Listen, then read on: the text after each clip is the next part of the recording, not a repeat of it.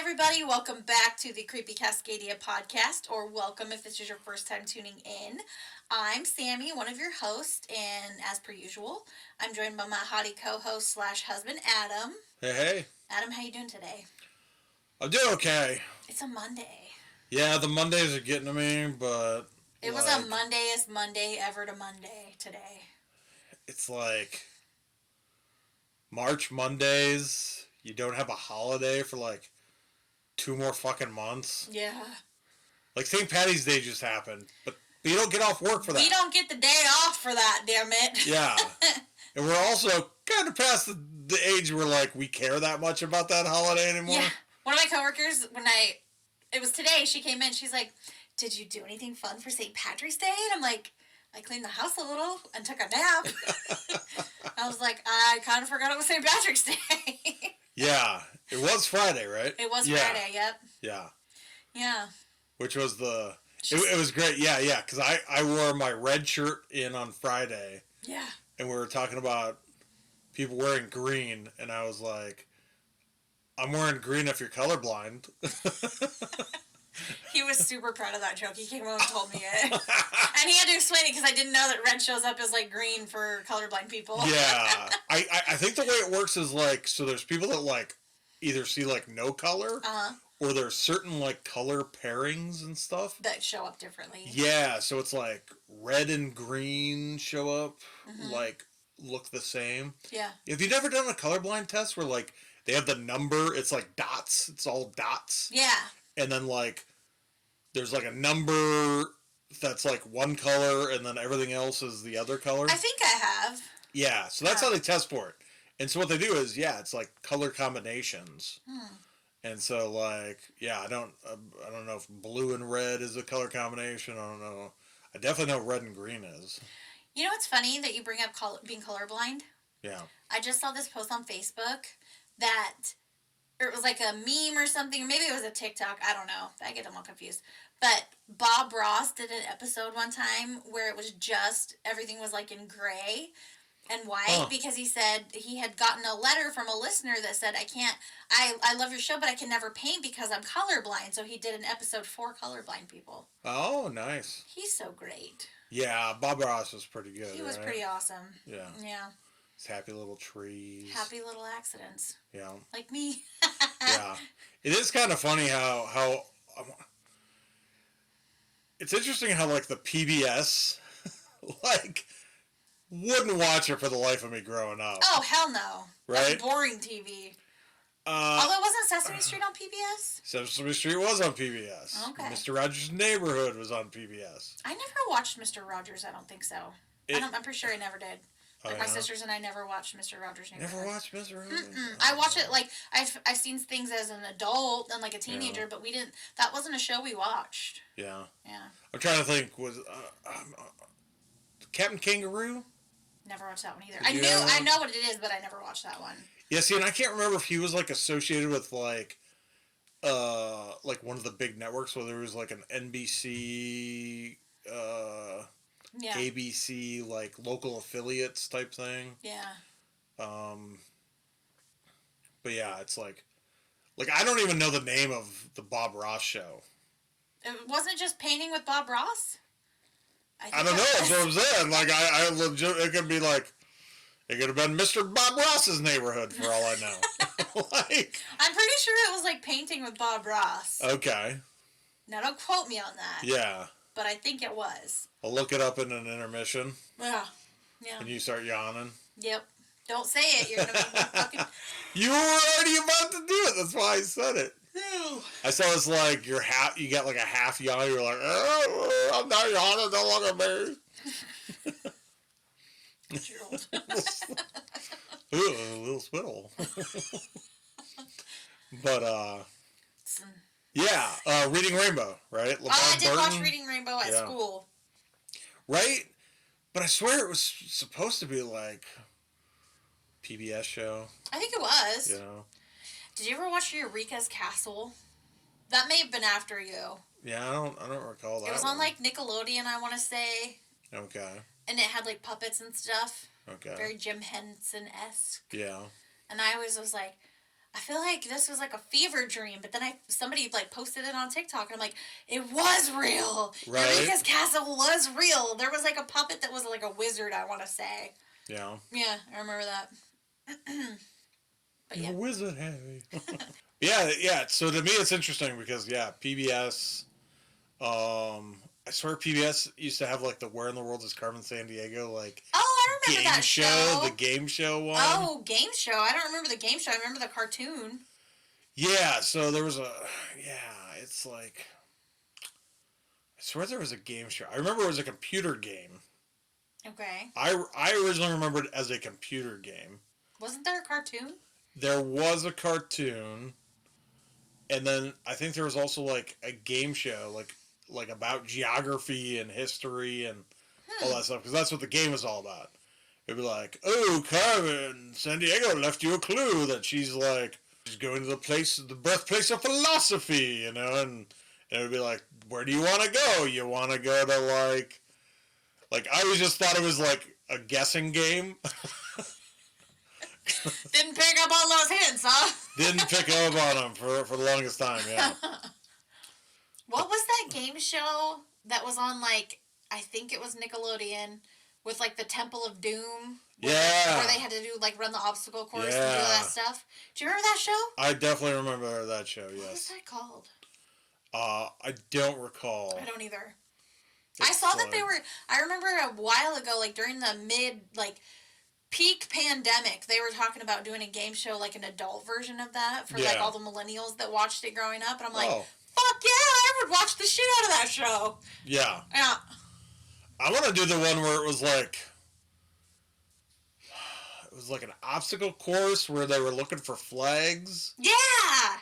And it was like that one was on right before the Temple of Doom one. Yeah. I remember that. Yeah. Huh. And it was like, find the flags, get in the ball pit. And they had to like sometimes go through like the slime and stuff. It was like usually pairs of people or just siblings. Yeah.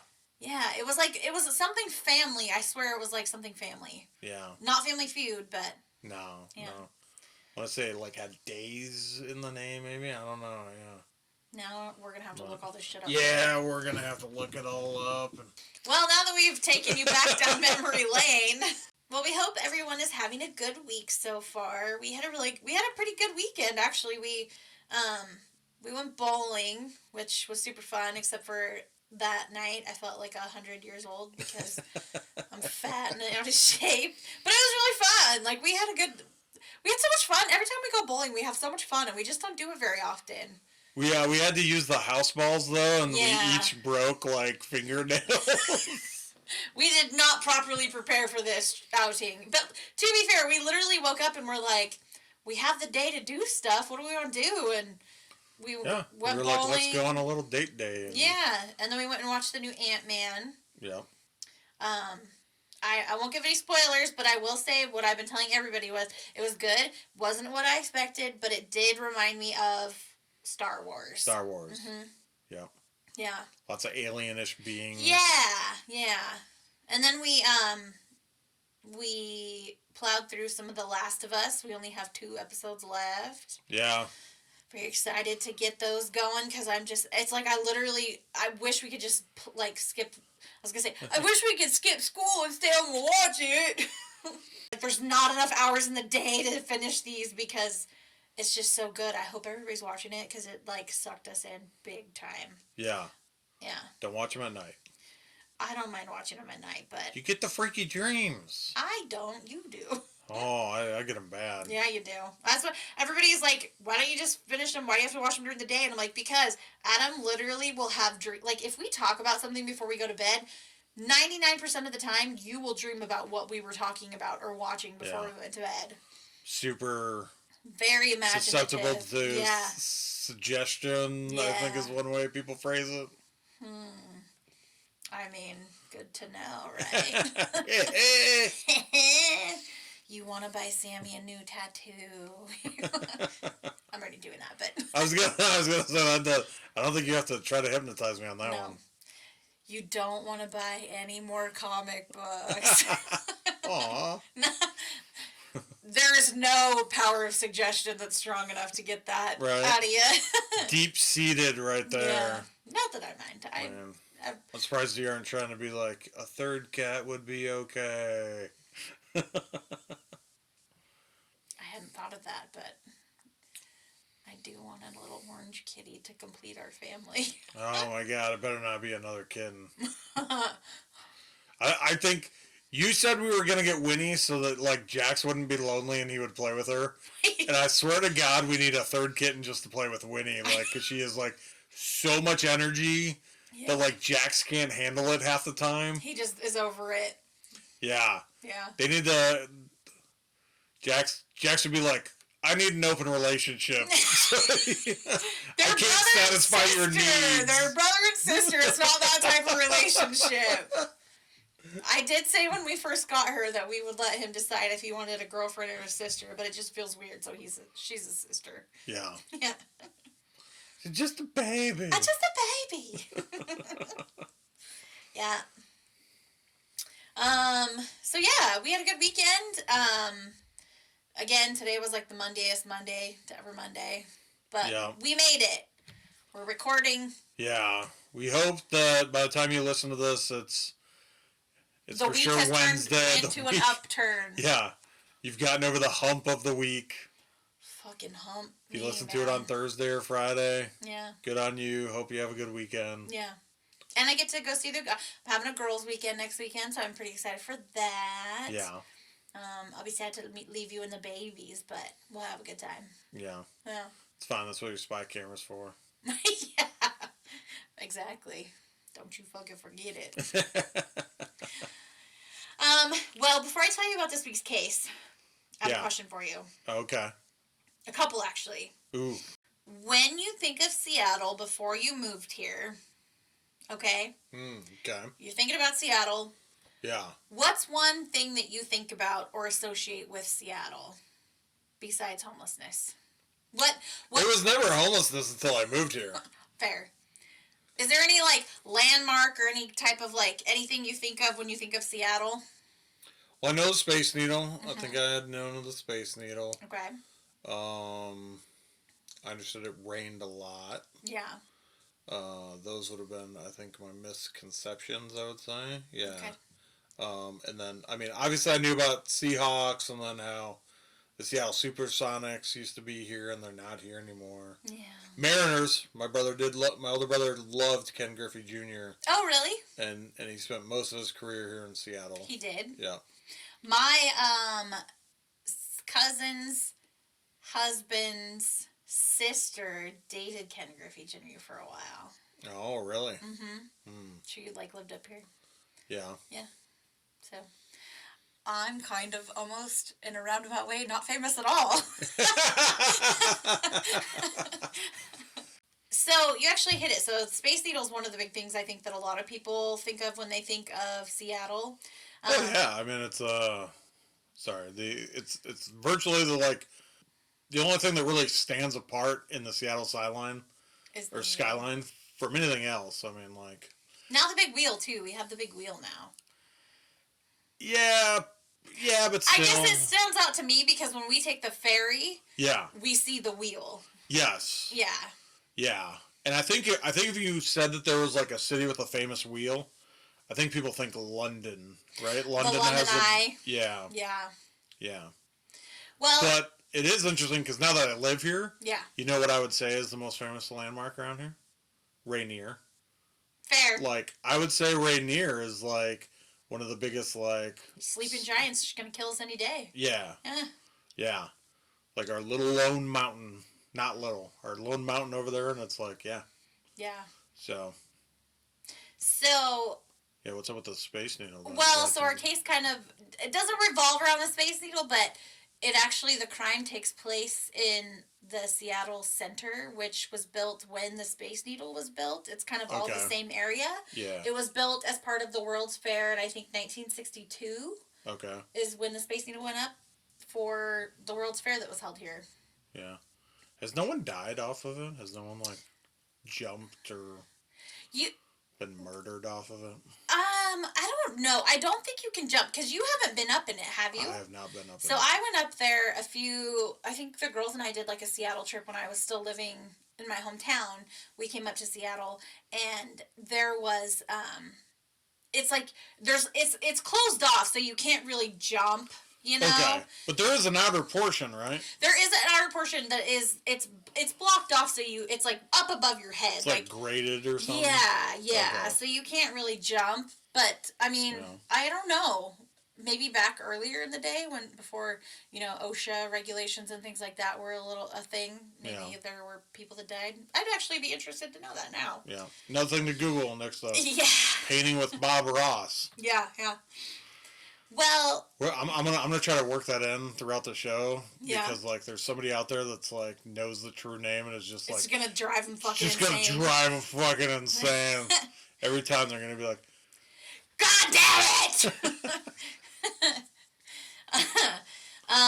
Well, like I said, today's case actually takes place near the Space Needle in the hub of downtown Seattle. And we are going all the way back to 1967 for today's case. oh wow, okay, bell bottoms. Yeah. So. Bell bottoms? Yeah, 60s bell bottoms or thing, right? Yeah, I think so. 60s, 70s. Yeah. Now this murder, it is a murder case. It went cold for 50 plus years before being solved, thanks to genealogical DNA testing. Okay. And from what I saw, it's the oldest cold case solved using this technology. But yeah, that's pretty old for just DNA in general, isn't it? Yeah. Okay. Yeah. So, but before we get into the details of the crime, I want to talk about our victim a little bit. And her name is Susan Marie Galvin. She was born on December 31st, 1946 to Lorimer and Helen Galvin. What was that name again? Lorimer, I think is how you say it. It's Lorimer. I'm assuming he probably went by Lori, which is like a... kind of a gal's name, right? I know. So I've known a male Lori. Like it's some gender neutral, especially back in the day. You don't think it went by Larry? Well, it was Lori, not Lari. Yeah, people do weird stuff. I mean, like, you get Dick from Richard. Yeah. Hey, you get Peggy from Margaret. How do you get Dick from Richard? You ask him nicely. I was gonna say, I don't know, $10. Yeah. Okay, sorry. I was so focused on that. You're gonna have to give me both names because I only keyed in on the first name being so weird. Yes. So Lorimer and Helen Galvin were Susan's parents. Okay. Susan is our victim. She would be the first of 7 children for the Galvin family, which, whew, that was a lot of kids. What was it, that Dolly Parton quote I showed you the other day? Just some horny hillbillies. Yeah. Oh, Dolly. That was pretty funny. It was like, it was like, oh, were they Catholic? And she's like, nope, just a bunch of horny hillbillies. Yeah, she was talking to Stephen Colbert, he's pretty, I feel like known and pretty open that he's Catholic. Oh, okay. I didn't know that. And he was like, oh, I'm like one of 6 or one of 7, and she's like 1 of 6, 1 of 7. No, she's like, 1 of 11. 1 of 11, okay. I'm pretty sure it's 11, because I think she had 11 siblings. There was 12 altogether. Oh, wow. Yeah. It's crazy. Mm-hmm. Yes. They were talking about him being Catholic, and then she was like, oh, yeah, we're not Catholic, just a bunch of horny hillbillies. I love her so much. She's a fucking gem. Yeah. Man. So the family was living in Spokane. I did see something that said that Susan was born in Massachusetts, and I couldn't find when or, why the family moved, but at the time of our story, the family was living in Spokane, Washington. And from Boston. Susan helped out with the younger siblings because her mother actually did work outside of the home. Okay. Which seems kind of progressive for the time, for 60s, to have a wife, or a mother of 7 kids working outside the home, but she did. Yeah, you tell me 7 kids, and I assume you're staying home because the daycare costs alone. Yeah, well, that's why you have the older ones. No. I mean, yeah.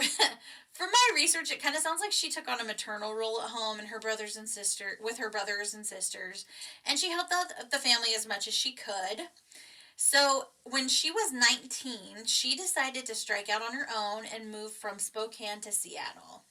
Now I watched the episode of Live with, or it was with the Paula Zahn. Gosh, what's the name of that show?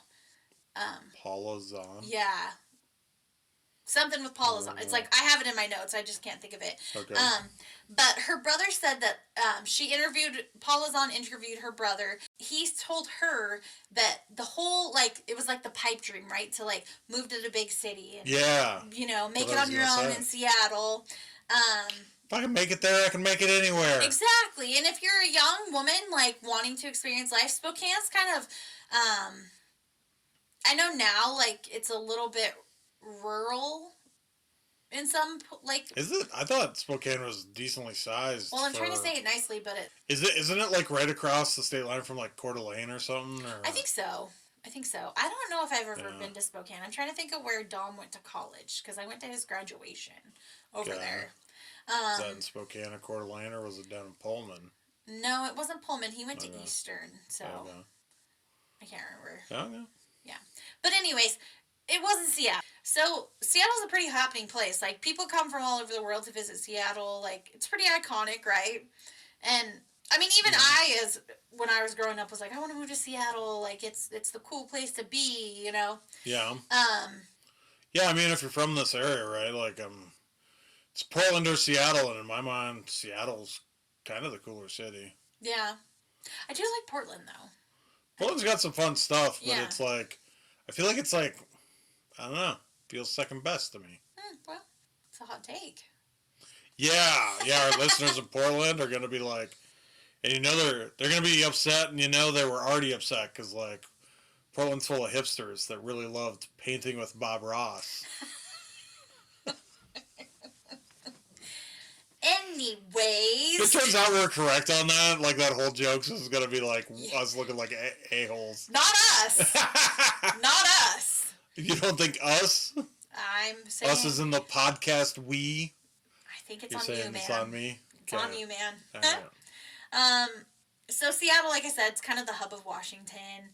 Everything was happening, and despite it being the 60s, Susan was described as a somewhat serious, friendly, but super reliable. So she wasn't, like, experimenting with, like, pot and LSD and all that stuff. It sounds like she was pretty straight-laced. Sure about that? Yes. Okay. I mean, she did help raise her brothers and sisters, so, like... Well, I'll tell you why. Yeah, she's probably a little more responsible than your average 19-year-old. Yeah, she was fairly responsible.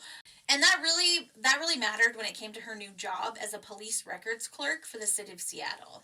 She was very focused and had an outstanding attendance record. So, again, super reliable. Like, she seemed to thrive in this job. She worked the graveyard shift, and she enjoyed the quiet time where she could do her job without too many disruptions. She had friends, a social life, and seemed to be loving her new city and thriving there. Now... Man. Yeah. You tell me that she's, like, reliable, well-liked, and works at a police department, and you're telling me they couldn't solve this case? Well, they did eventually, and we will get into it. I'm saying right away. Right away, no. Okay. Sadly, her time in Seattle would be short-lived. On July 9th, 1967, Susan missed her Sunday night shift. She was due to start work at midnight and never came in, nor did she call out. This immediately worried her coworkers because this was very unlike Susan. Like we said, she was a model employee when it came to attendance, so her not calling in was completely out of character. Oh, yeah. I'm going to call it now. A cop did it. Nope. You're wrong. But I like where your head's at, but no.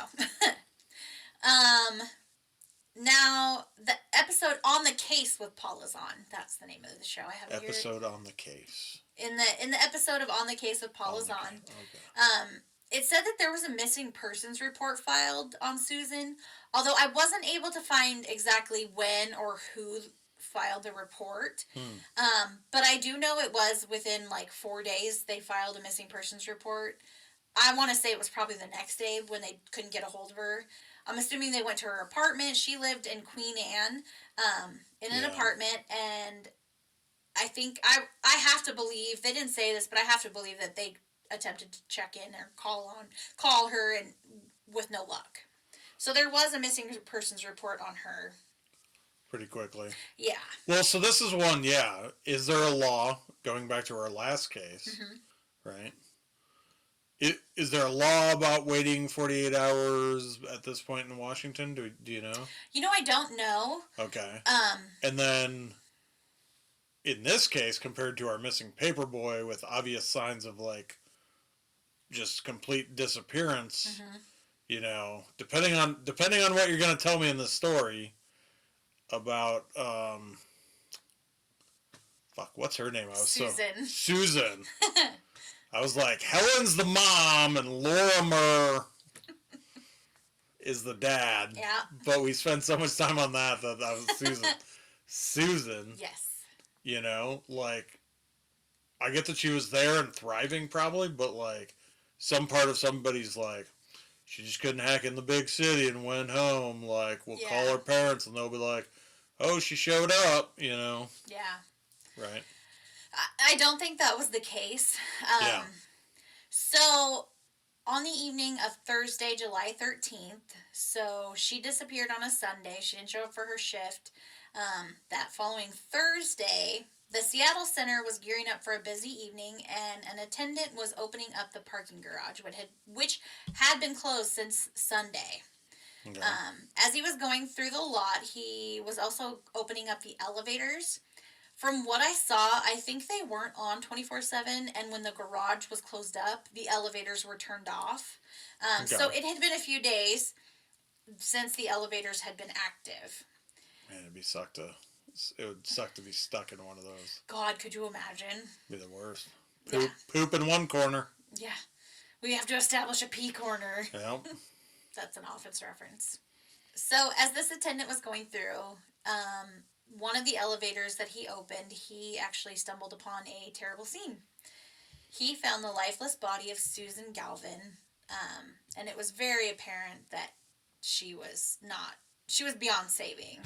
So the attendant ran to the office and immediately called the police. When the police showed up, they very quickly realized that this slain woman was one of their own. And that the episode of the Paula Zahn was... Yeah. The episode name was One of Us, which this is in our show notes, but just FYI, Okay. Because they had the missing persons report, they knew that this was Susan. Like, they were able to identify her. And it was a tough case for the investigators. And I will say the police did a hell of a job investigating this scene, which would eventually aid in it finally being solved over 50 years later. Okay. Yeah. But they dusted for prints. They preserved her clothing for any future testing. So we get to know, like in the 60s, DNA was not a thing, but they did have the wherewithal to know, okay, we don't have this technology now, but we're going to save all this in case something comes up in the future and we can use what we have. Yeah. They did a really good job of preserving what she had. So they did everything they could to bring justice to Susan. It was determined that she had been sexually assaulted before she was killed, and she died by asphyxiation due to strangulation. Oof. Her underwear had been cut in half, and the only visible signs of violence was a bruise across her nose.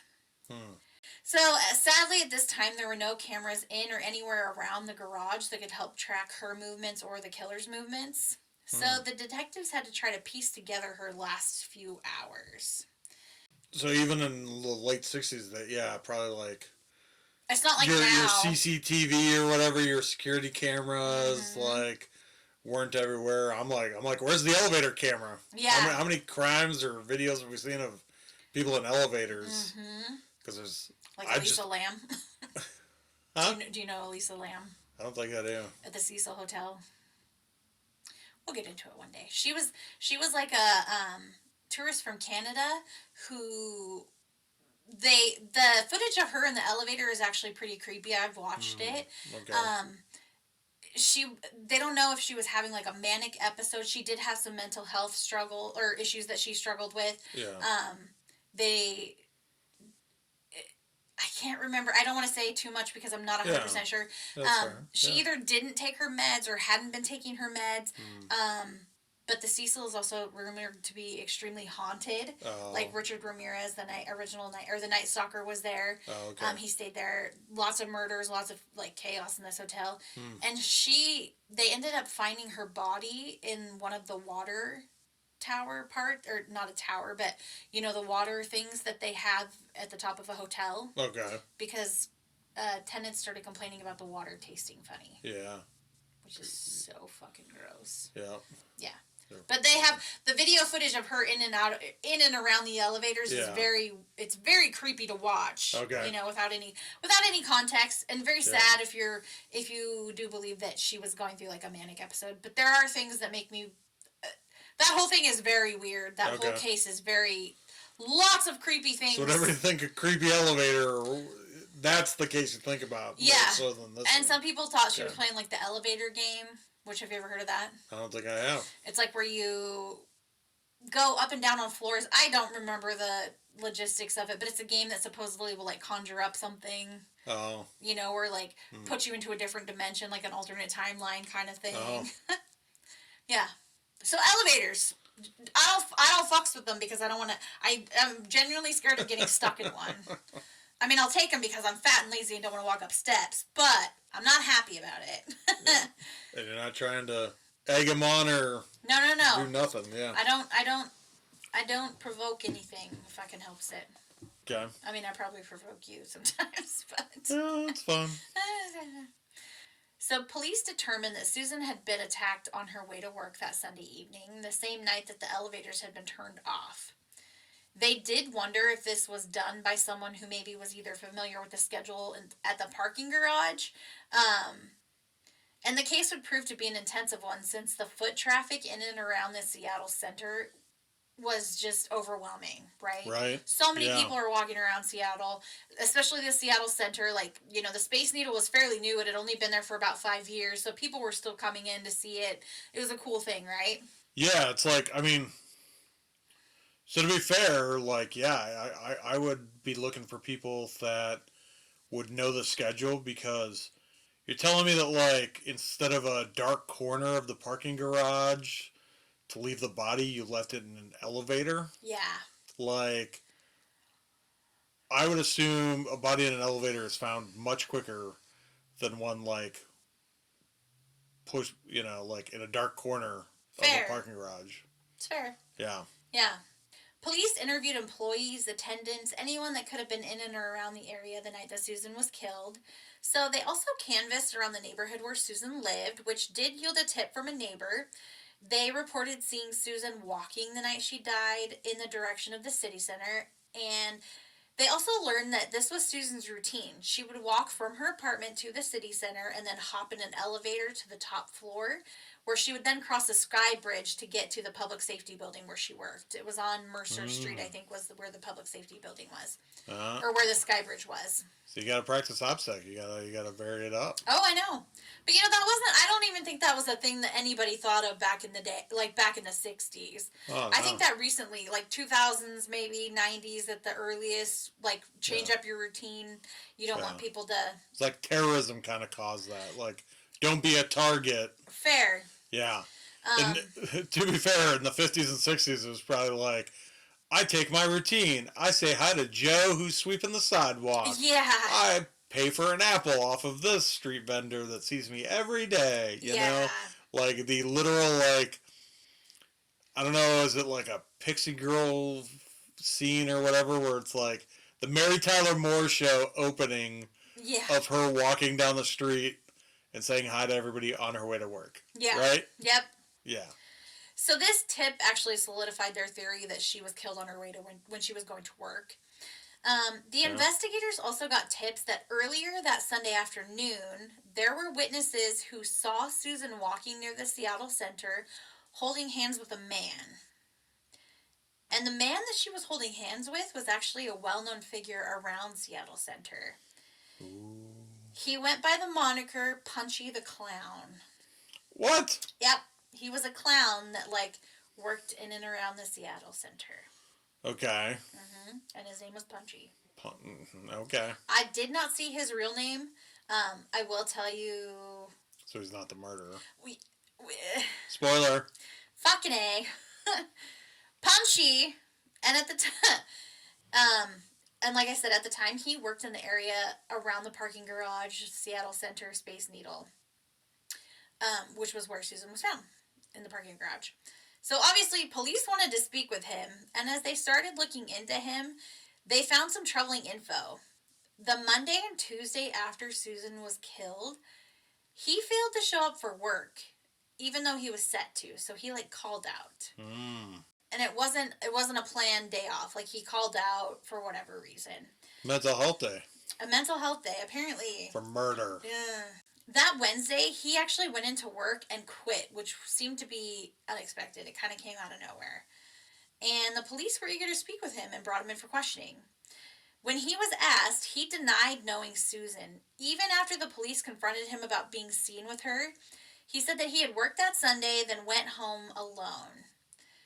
So here's where they brought in a polygraph, because, that was the big thing. Big thing back in the 60s and 70s.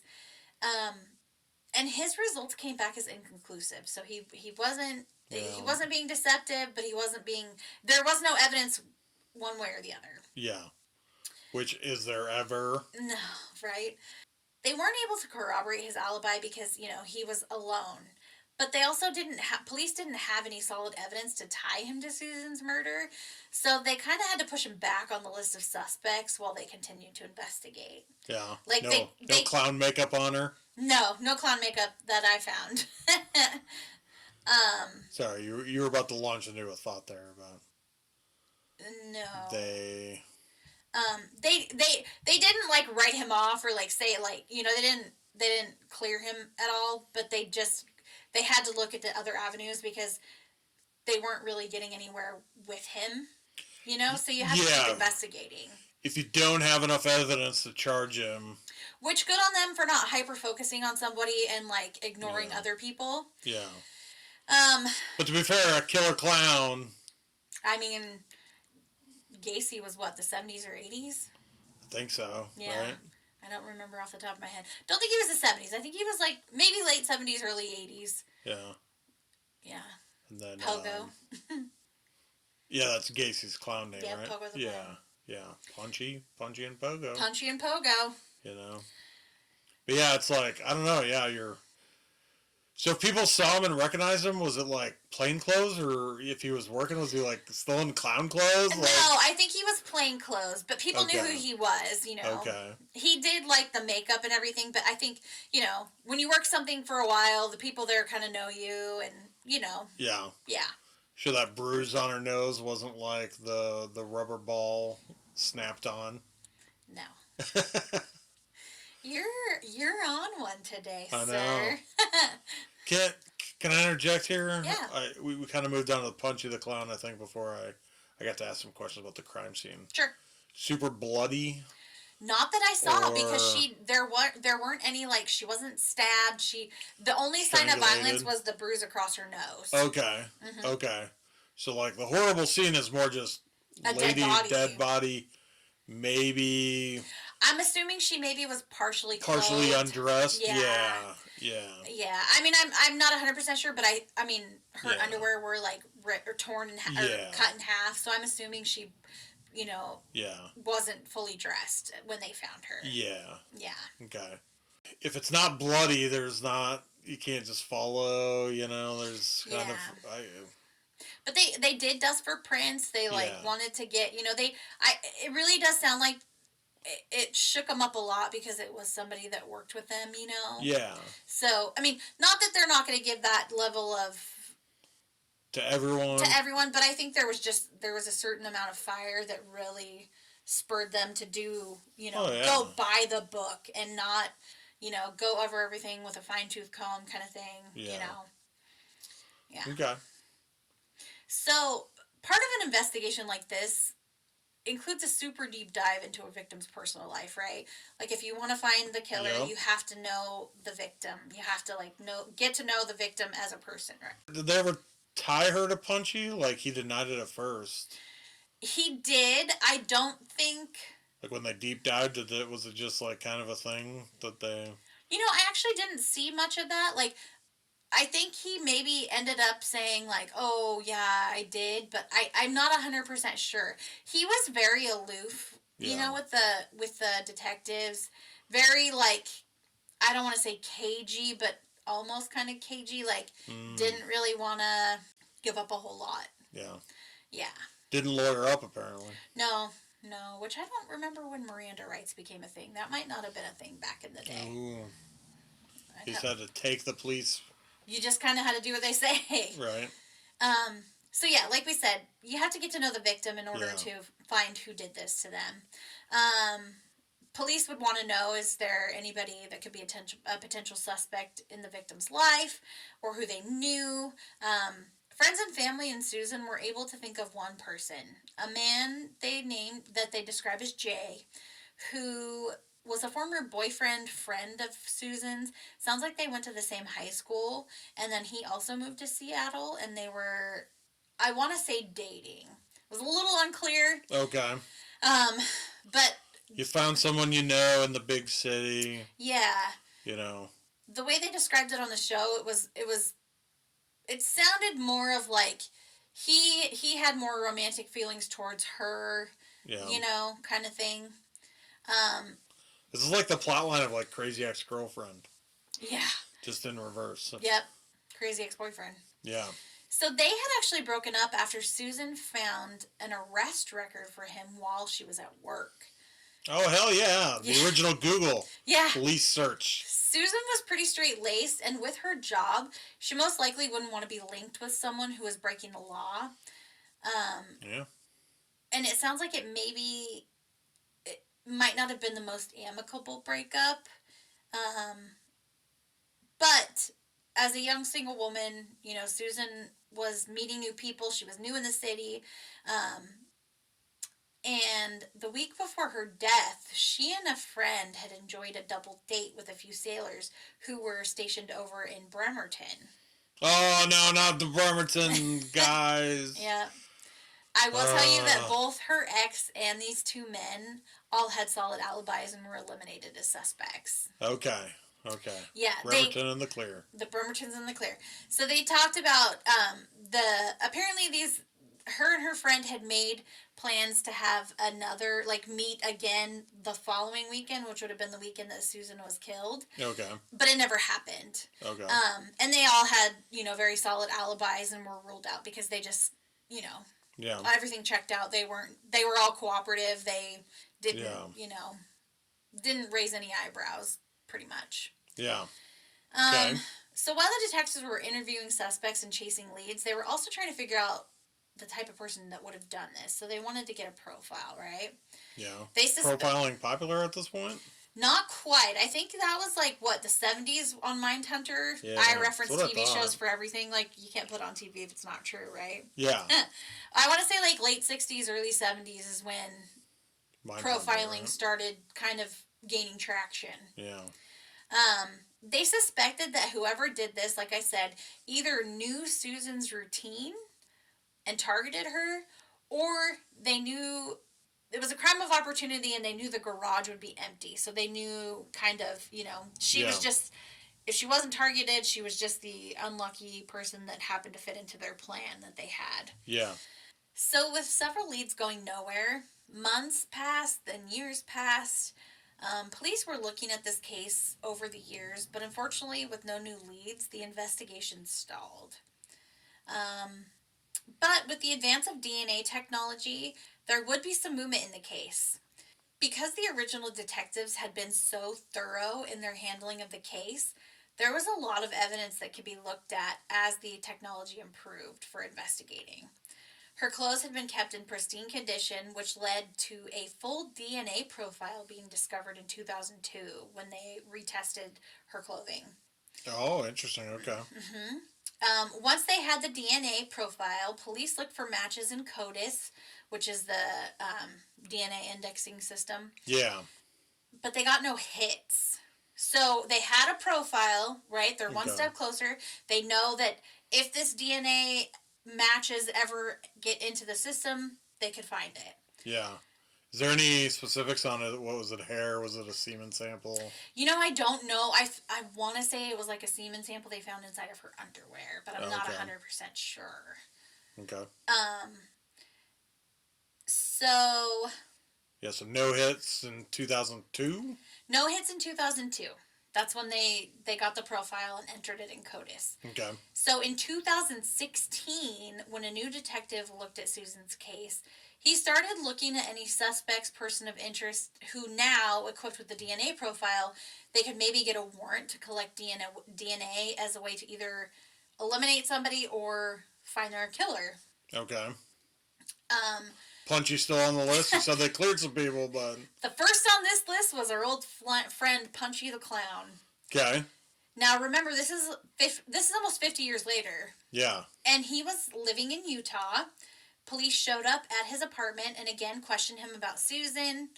He was described as being pretty eccentric, which the dude was a clown. Of course he was eccentric. Right. Did he start juggling while you were asking him questions? I mean, clowns, there is something inherently creepy about clowns. Maybe it's just me, but I have never liked adults dressing in costumes Yeah. that cater to children. It's major ick for me. Yeah. Um, Yeah. I would say the next what do I say? How did you describe it? He was eccentric yeah. magicians. Oh, yeah. Like trying to as a policeman trying to interview a magician. All I can think of is Will Arnett's character on Arrested Development. Yeah. Yeah.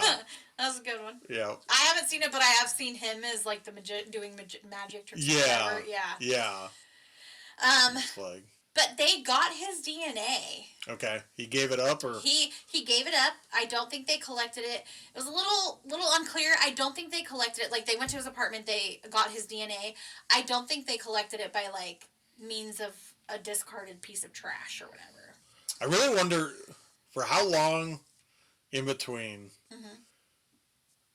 Was this out of the blue, or did like every time a cop kind of look at the case, would they call Punchy up again and be like, "Hey, I got some questions." You know what I mean? Maybe. Right. I mean, I know that they re-interview witnesses like years and years after, and maybe multiple times. Yeah. So, I mean, it's not out of the realm of possibility.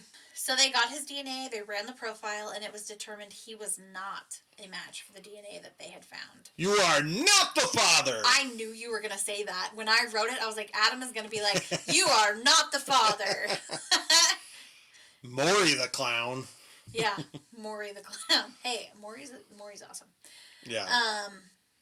He was officially ruled out as a suspect, which Okay. I'm sure felt like a blow because the guy looked really good for it, but the DNA don't lie. Right? I mean, that's the trouble with the DNA is like, I mean, it's not the trouble with it, but Yeah. like, yeah. So on the TV show that I watched, Paula was asking him like, did it kind of dishearten you? And he's like, no. He's like, really? It felt like, all right, let's move to the next one on the list. Like, yeah.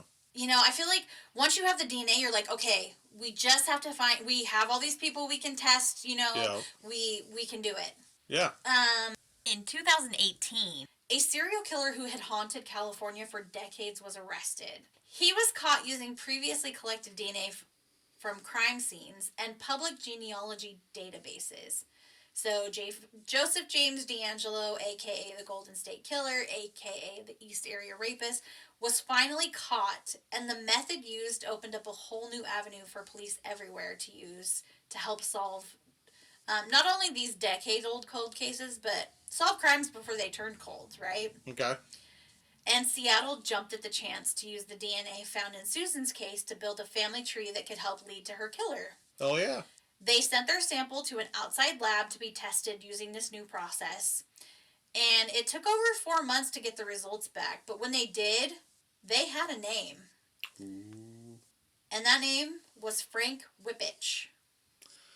Frank Whippich. What is up with the names in this episode? I've never seen that last name before. It's like Wyptch. Whippich. Oh, wow. Okay. He was a former Army member and a security guard who may have worked near Seattle Center or frequented the area. Okay. Police combed through their files, and Frank's name never came up in their investigation. Yeah. It's crazy. They started looking into Frank and found that he had some petty crimes on his record, which meant that his fingerprints were in the system. Ooh. Analysis confirmed that his prints matched the prints found in the elevator where Susan was found. So this places Frank at the scene. But this was just one more step to confirm that they had found this guy. Yeah, yeah. So like I said, that they found the fingerprints, they matched it up with Frank. So they still don't even have the guy. They might not even know where he lives at the time. No. Okay. And Keep going. I'm interested. Unfortunately, police found that Frank had actually died back in 1987. I mean, are you like good, or are you like, damn it, escape justice? I'll hold my thoughts till later. I have Okay. something. Okay. So, with a genealogical match and fingerprints, police did something that was pretty unprecedented for the time. They actually got approval to exhume Frank's body. Ooh, okay. They wanted definitive proof that they had found their killer.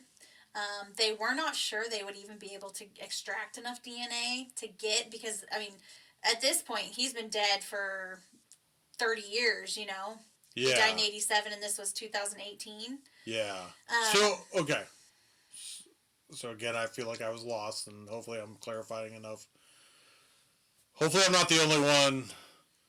So, the DNA wasn't like his exact DNA. It was like the familial, like, Yes. they pinpointed him somehow through, like, well, he's got half of this person and half of this person or something. Yeah, so like, they matched DNA with, like, 23andMe, Ancestry.com. You can build a profile that commonly shared DNA, okay. but it's not a definitive DNA match. So it helps you it points you in the direction of who the killer is. Yeah. So Because he was dead before 23andMe was a thing. Yes. He did not send his DNA in. No, but they did track his DNA matches through. Okay. So, for example, when they caught the Golden State Killer, yeah, they used the genealogical testing to build the family tree to pinpoint it to, like, okay, it could be this, or this person, right? Okay. They saw Joseph D'Angelo. He actually kind of fit the profile. He was a previous police officer for a while. Okay. So they tailed him, and they actually got his DNA from, like, a discarded, like, cup at a restaurant or a silverware, something like that. Yeah.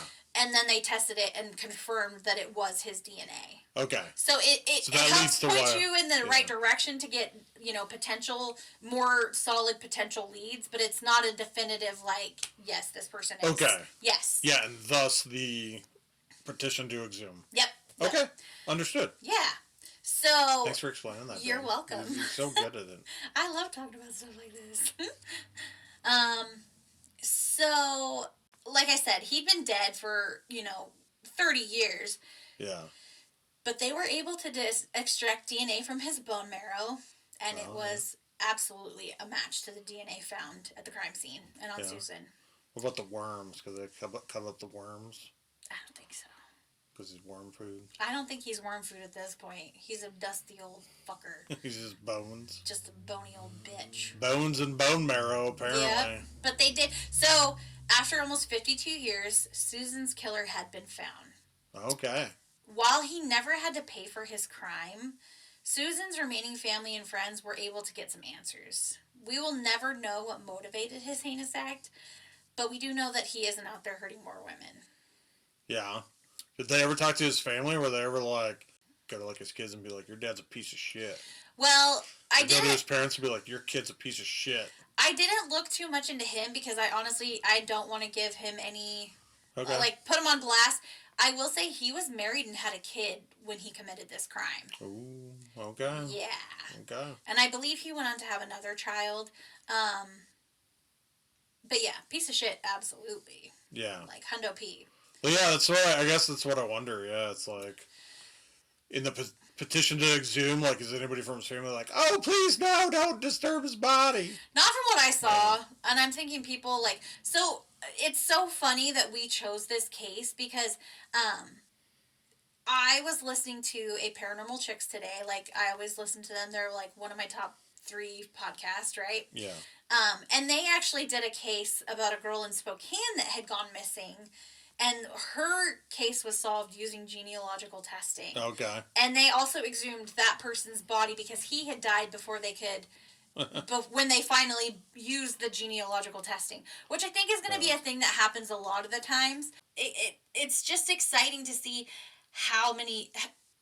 I'm glad that it's harder and harder to get away with things like this because people shouldn't. I mean, people will adapt, but so will the technology. Yeah. So. Yeah. I mean, so like they had to have hit somebody in his family though with the genealogy stuff, right? Yeah, somebody at some point had done like an ancestry.com or whatever, and and had gotten close enough or something. Yeah, the way, I mean, it's so intricate how they go in and do this. Like the Ghost and Hose podcast, they have talked to they have a friend that they talk about, and she's been on the show a few times, that works on the Doe project. Mm-hmm. They also use the genealogical testing, and she talked about it, and it's so fascinating to me, like how something that seems so trivial, like 23andMe, can lead to arresting a serial killer or a killer in this case. Yeah. It bothers me that he died without ever paying for what he did to Susan. Yeah. And it's so frustrating. Yeah, true. In this life. Yeah, I was going to say, I mean, without diving into him too much, but mm-hmm. It's like, did the police look at, like, other, did they look like at where he lived, any unsolved cases, tied to that? Like, I mean, you made it sound like this was his only crime other than some petty crimes. I didn't see that they found him guilty, or they didn't, like, tie him to any other murders. I have to believe that they looked at him, for other unsolved cases that maybe were similar MOs. Again, it could have been a crime of opportunity that he just took advantage of or whatever, but to me, it's a weird jump. I don't know. I feel like when people make that leap, I don't think I agree with you. I don't think it's like a one and done. Yeah. But I haven't seen anything about them tying him to any other murders. Yeah. Yeah. So that's the case of Susan Galvin, a young woman whose life, she had her whole life ahead of her, and it was tragically cut short by a absolute piece of shit. So, Adam, what do you think? What are your thoughts? Oh man, what are my thoughts? I feel like I voiced a lot of them this time. You did. And that's okay. I feel like I jumped in a little way more than normal. That's okay. After hearing the whole story, yeah, the whole, like, not having closure, the guy already being dead. It's frustrating to me. Yeah. Because I want that person to pay for what they did. Yeah, and you want some answers. You want to almost understand the why. Yeah. It's which is why I'm so fascinated with serial killers. Like, what has to snap in somebody's mind for them to be able to commit these types of crimes? Yeah. The why. Like, I hate not knowing the why. Yeah, and especially, like, if they didn't pin this guy to any other stuff, like, seriously, like, like, why Susan? Why this one time? Yeah. Like, what was it that made you... Is it... Oh, that's so terrible. Is it like the I Think You Should Leave skit where the comedian makes fun of the guy and his wife's like, you should have stood up for yourself? like Punch the Clown fucking made fun of this guy. And he's like, and he saw this girl with Punch the Clown, and he's like, I'm gonna fucking murder his girlfriend or like violate his girlfriend. Yeah, because he did hang around the Seattle Center, it sounded like. Right? Yeah. Like punches the what do you want to say? Faux celebrity, recognizable face. Yeah. And this guy's like works security in the area, and might see him, maybe worked a show or Punchy made fun of him. I don't know. Just like I'm throwing it out there as like the thought down on me thinking about that, like the skit, like where he like goes back and heckles the comedian because his wife leaves him and stuff. Oh my God, that's right. Right? Yes. I forgot about him going back to heckle the comedian. It's such an awkward skit, but I mean, that's... that whole show was fucking awkward. That whole show was fucking awkward, yeah, exactly. But yeah, it's like, I've solved it. Case closed. Punch of the Clown picked on this guy. This guy saw it. Susan. Mm-hmm. Damn it. This guy saw Punch the Clown with Susan and decided I'm gonna make him pay. Yeah. I mean, It didn't even make him pay. Just basically made the police bother him for yeah. 50 years. You know, and I will say, like, Ooh, what if he could have pinned it on Punchy? Like, all they needed was some solid evidence of, like, yeah, him tied to it. If you're a security guard, maybe you know a little bit of police work, maybe you know whatever. yeah. All you would need to do is, like, I don't know, somehow, like, Plant some evidence. plant some evidence, right? Yeah. Like, I don't think this was super, like, it doesn't feel like it was that calculated. You know what I mean? yeah. No, that's my like imaginative brain working right there. Yeah. You know, just I gotta connect all the dots. Yeah. The dots have to be connected. There cannot be unconnected killings, people dying for no damn reason. You know what I mean? I agree. There should be people not dying for. There should be no killing for any damn reason. But yeah, I identify with her, like, you know, when I was a young person, I always wanted to, like, move away from my hometown, you know, branch out.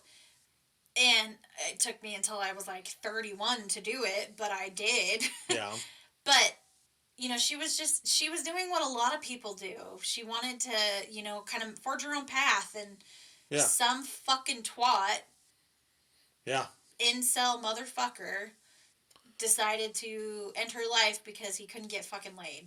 yeah, Asshole. Piece of shit. yeah. Pisses me off so bad. Yeah, yeah. It's just not fair. You know? Yeah. She sounded like such a good person. Like, she was responsible. You know, she did, you know, she had a job. Yeah. She had her life that she was building. And it's so not fucking fair. Yeah, it's that double whammy of, like, the taking somebody good out of the world. Yeah. Like, you know what I mean? Mm-hmm. Like, not only the murder itself, but the fact that it was, like, a good person you murdered. Yeah. Congratulations, you didn't kill Hitler. You killed, like, Mother Teresa. Yeah. You know? Yeah. I'm not saying she's Mother Teresa. You know what I'm saying. But no, I 100% agree with what you're saying. Like, it's just sickening, you know? Yeah. Well, I think that's a reason, right? So, I mean, I mentioned, like, the not necessarily, he didn't get his comeuppance in this life, right? But, I mean, that's, like, that, it's totally a thing about, like, religion and the idea that, like, even if you don't get it while you're alive, like, justice is still served somehow. Yeah. Like, I think that's one that, you know, it's similar to the idea of, like, wanting to know that, like, your loved ones are, like, happy and, like, free from pain, stuff like that, right? Like, like, I think there's some core religious ideas that, like, resonate with people, for sure. One of the reasons we do this is because we want to get these people's names out there. Like, yeah, you know, she deserves to be known more than just a victim of a murder, like a statistic. You know what I mean? So yeah. So that's today's case. Okay. As always, thank you guys for listening, and don't forget to subscribe and download our show, as well as leaving us a 5-star rating or review on whatever platform that you're listening on. All of these help us become more visible to more people, and helps us grow our show, which is what we want to do because we really enjoyed doing this. Also, please help us out by sharing us with your friends, family, social media, all the things. We're on Facebook, Instagram, and TikTok, all at Creepy Cascadia Pod. Also, you can check out our website, which is creepycascadiapod.com, or you can shoot us an email at admin@creepycascadiapod. If you have your own, like, true crime story, paranormal story, if you have recommendations for show topics, shoot us an email. You know, let us know what you guys want to hear, because we want to do this for you guys as well as ourselves. So shoot us an email if you have ideas for, you know, future topics, things we could talk about on the show, what you like, what you don't like. Just be nice. If there's things you don't like, be nice about it, because I'm very a sensitive bitch. But yeah, so we will be back next week with a brand new episode and a new topic for you guys to indulge on. Yeah. So remember, get it, don't take no shit. Get it, don't take no shit. I do, though. I'm such a bitch. I'm such a sensitive bitch. So with that, we're gonna say goodbye, and we will see you guys back next week. Bye. Bye.